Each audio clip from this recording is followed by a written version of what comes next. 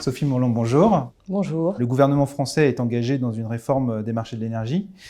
Quelles sont concrètement les pistes envisagées et les barrières à lever pour faire face à la crise des prix que nous connaissons actuellement, en partie conjoncturelle, mais également structurelle ? Alors pour les entreprises, nous avons déjà depuis plusieurs années, plusieurs mois travaillé à faire donner à plein la boîte à outils dédiée aux entreprises et en particulier aux entreprises électro-intensives. Nous avons réformé le mécanisme d'abattement de tarifs d'utilisation de réseau. Nous avons le mécanisme d'interruptibilité qui rémunère les services apportés par les entreprises au réseau. Également le mécanisme de compensation carbone pour les entreprises qui y sont éligibles. Nous avons également, avec le bouclier tarifaire, la baisse de la taxe sur l'électricité, la TICFE. Nous apportons également au bénéfice des entreprises des soutiens à la décarbonation de l'industrie, avec environ 1,2 milliard qui était déjà prévu dans le plan de relance et jusqu'à 5 milliards qui pourraient être prévus dans le plan France 2030 pour des investissements des entreprises dans l'efficacité énergétique, dans la transformation des procédés, dans la chaleur bas carbone et également dans des technologies de rupture.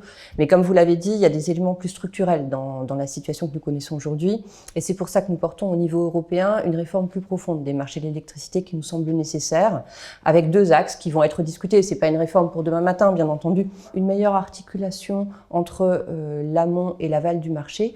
L'amont, le marché de gros rend des services très importants sur le court terme d'équilibrage du réseau au meilleur coût au niveau européen. Il faut le conserver. Mais le lien avec l'aval est à repenser parce qu'il n'envoie pas les bons signaux de prix sur le moyen et le long terme.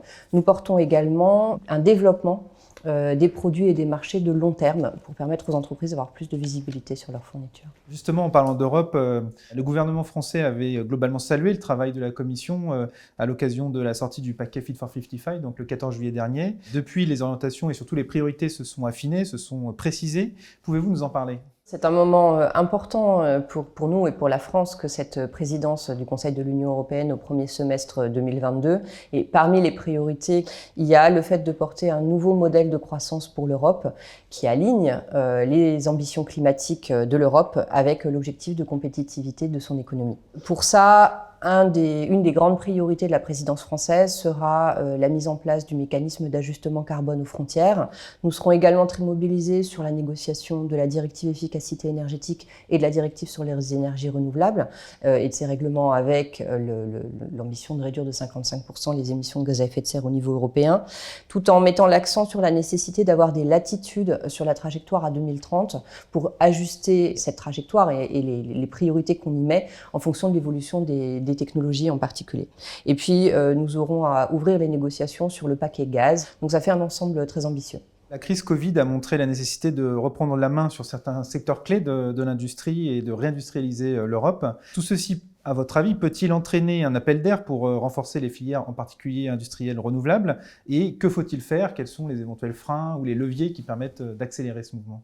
C'est effectivement également une de nos priorités que le développement d'un certain nombre de filières stratégiques. En France, beaucoup des soutiens sont apportés par le programme d'investissement d'avenir et ses stratégies, la stratégie pour l'hydrogène, la stratégie pour les nouvelles technologies énergétiques qui apporteront des soutiens massifs à différentes filières. Alors pour ça, nous travaillons avec les collectivités locales également, puisque ce sont des gros investissements industriels. Au-delà de ça, on travaille également sur le fait de lever un certain nombre de verrous, soit technologiques, soit administratifs, sur ces filières pour faciliter leur développement, leur donner de la visibilité, pour effectivement faire de la transition énergétique également une opportunité qu'on voit émerger d'ores et déjà pour l'industrie française et européenne. Sophie Morland, merci. Merci à vous.